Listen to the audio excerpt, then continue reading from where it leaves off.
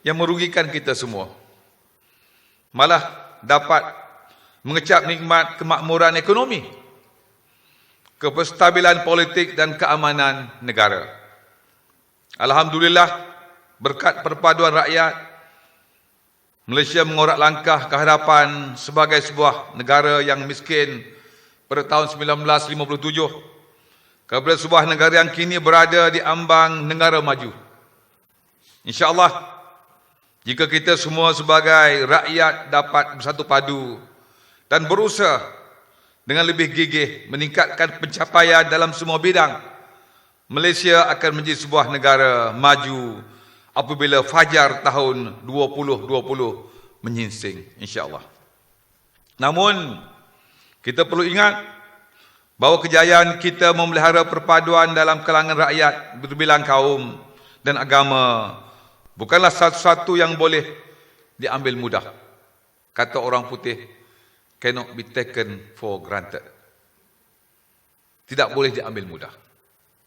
Jika kita semua biarkan sentimen perkauman dan agama menjadi semakin tebal dan ekstrim dalam kalangan rakyat, maka perpaduan yang kita bina selama ini akan musnah.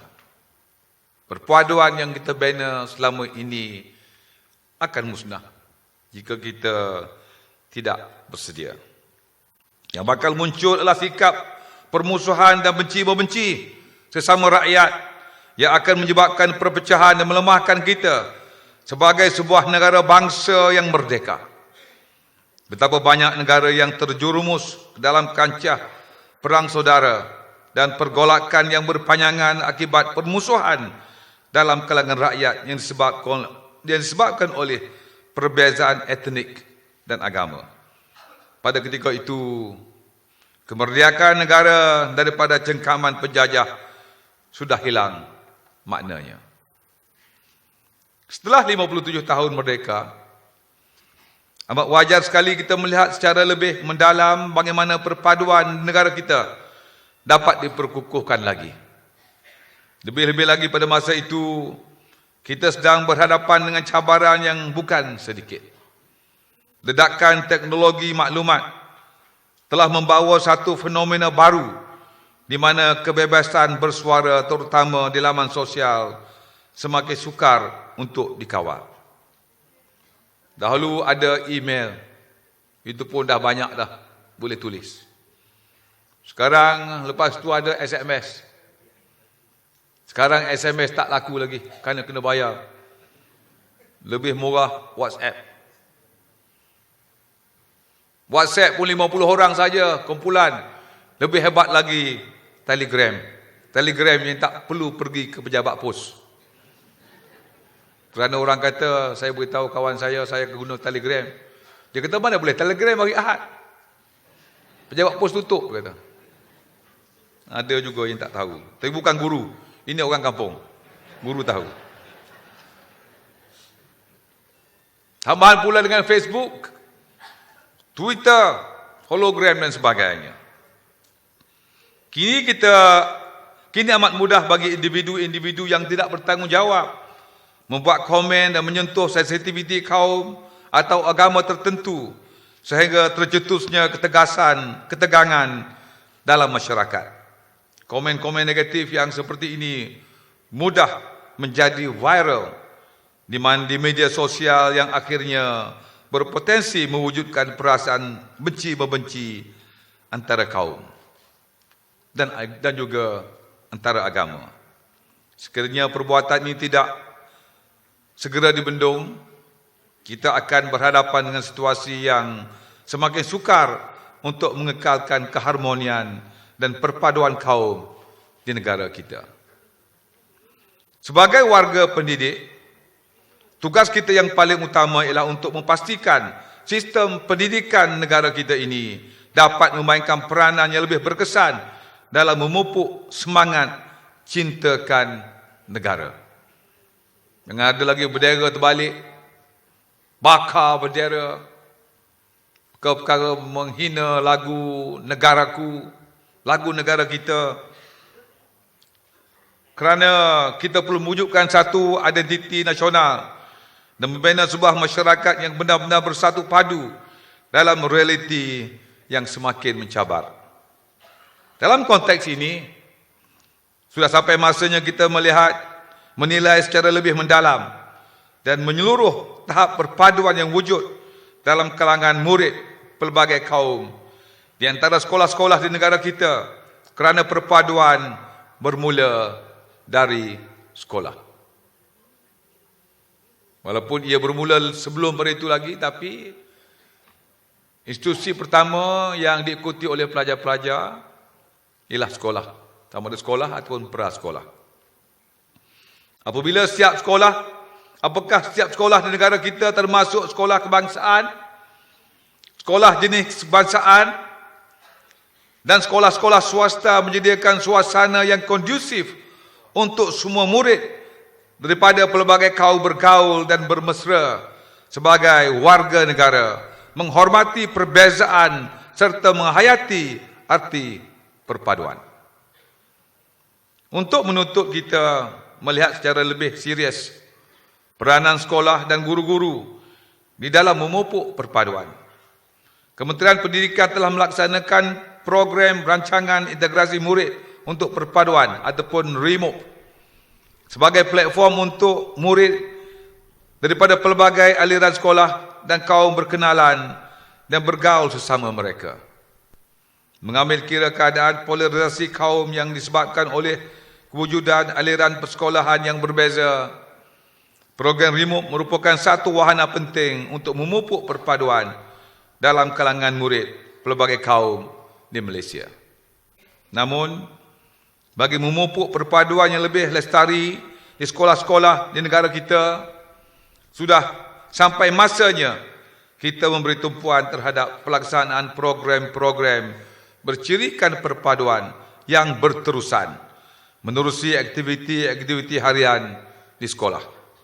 Ini termasuk menerusi aktiviti pengajaran dan pembelajaran, kerohanian, co-curriculum dan sukan yang merentasi pelbagai aliran sekolah. Di samping itu, guru-guru juga perlu dilengkapkan dengan kemahiran menanangi pelbagai isu yang menyentuh sensitiviti kaum dan agama di sekolah. Bimbingan secara berterusan perlu diberi kepada guru dan murid supaya mereka sentiasa menghormati perasaan rakan-rakan daripada kaum yang berbeza serta tidak melihatkan perbuatan atau mengeluarkan perkataan yang boleh menyentuh sensitiviti sesuatu kaum. Saling hormat menghormati itu perlu, amat perlu dalam konteks guru penyayang. Dalam inisiatif nombor Guru Penyayang dalam PPPM merupakan inisiatif nombor apa? Senyap ni. Balik tengok, saya pun tak ingat. Pasal ni tak dalam teks. Ini merupakan sebahagian daripada inisiatif kita. Saya seronok tadi melihat yang pakai gendang India tu, yang pakai gendang Cina mula-mula tu ialah orang Melayu dengan India. Ada India tadi ke? Nampak hitam tu yang gelap dia nampak tu. Lepas tu ada gendang India tu, memang India lah. Okay. Yang mula-mula tu, ini perpaduan sebenarnya. Bagus. Tahniah kepada sekolah mana tu? Sekolah apa? Sekolah mana tu? Ada guru besar dia ni? Ada pengetua sini dia ada? Mana pengetua dia? Ada? Tak ada? Pengarah dia ada? Pengarah dia? Takkan tak ada pengarah dia? Pengarah wilayah ke apa? Selangor. Siapa pengarah Selangor? Tak ada? Bekas pengarah ada? Tak apalah, tepuk tanganlah kepada sesiapa pun. Ini perkara kecil. Tapi perkara kecil boleh menyentuh hati. Boleh merasakan, mengatakan bukan hanya orang Cina boleh main gendang Cina. Tambah lagi yang main gendang India tu pula orang Cina, kata dia kalau bercari. Pelajar Cina. Ini cabaran kepada pengetua-pengetua lain. Kita pergi majlis lain, ada pelajar-pelajar Cina main gendang India.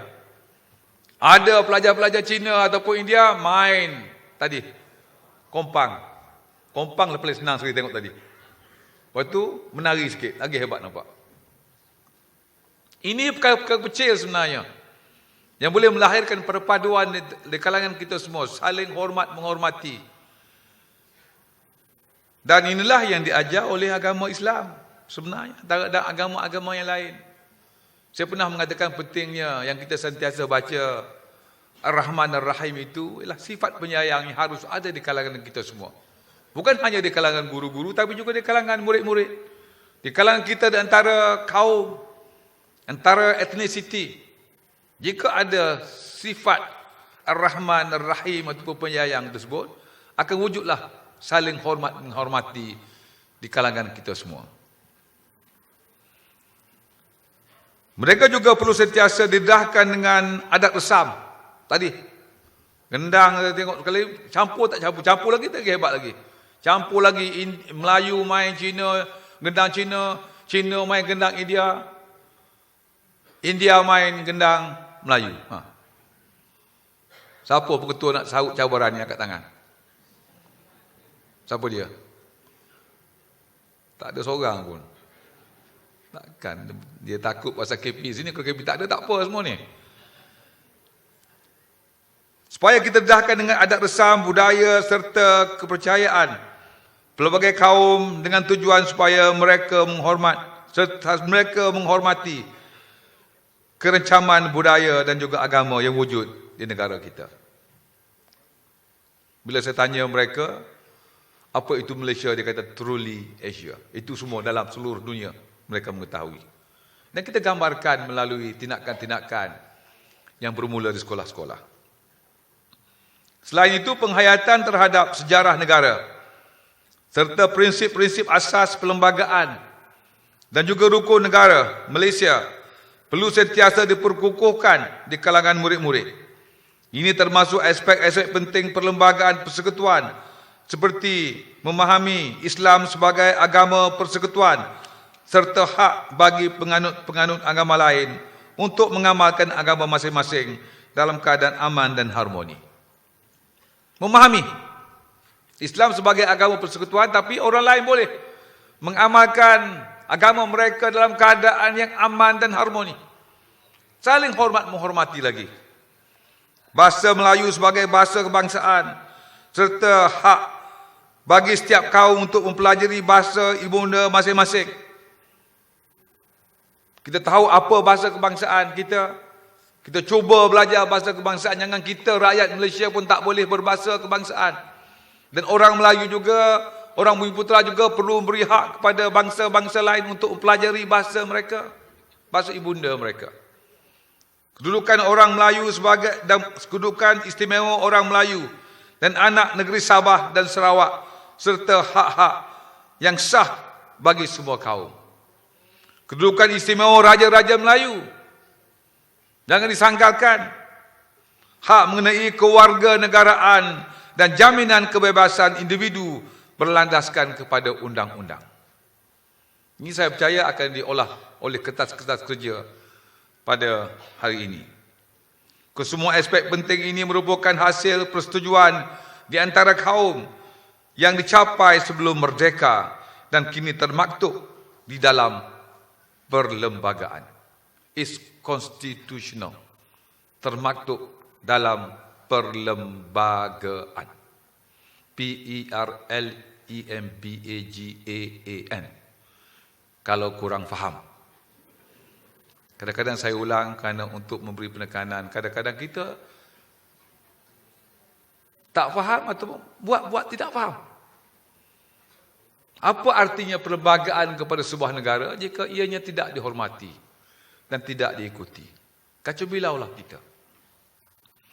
Antara faktor utama kita berjaya mengekalkan keamanan dan keharmonian di negara kita adalah kerana sikap, kerana setiap rakyat menghormati prinsip-prinsip asas perlembagaan ini yang memberi keadilan dan kesesamaan kepada rakyat berbilang kaum dan agama di negara kita.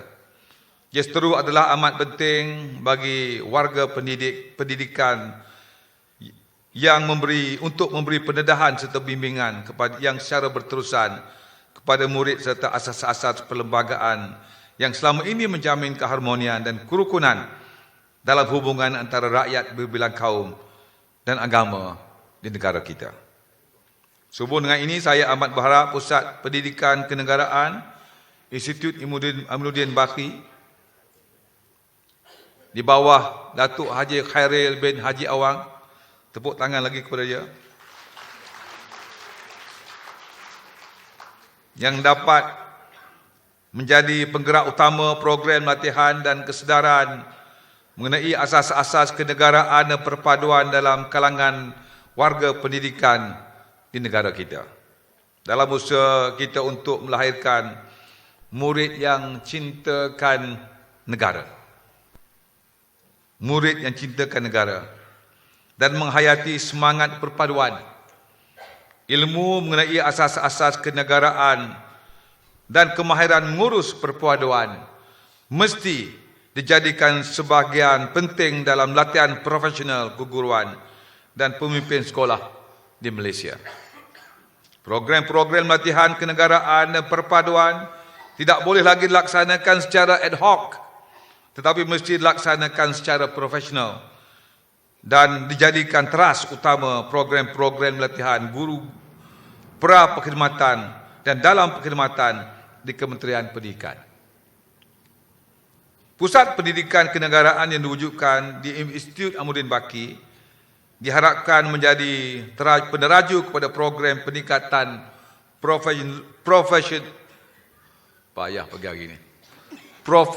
profesionalisme.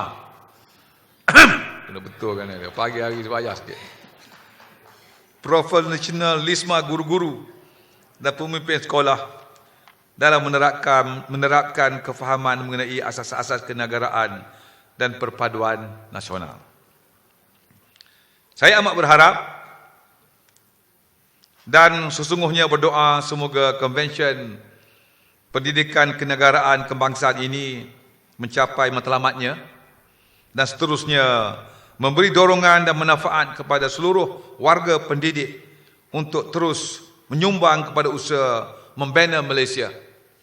Bukan hanya membina Malaysia sebagai sebuah negara maju, tetapi juga membina Malaysia sebagai sebuah negara bangsa yang bersatu padu dan harmoni, di mana di sini lahirnya sebuah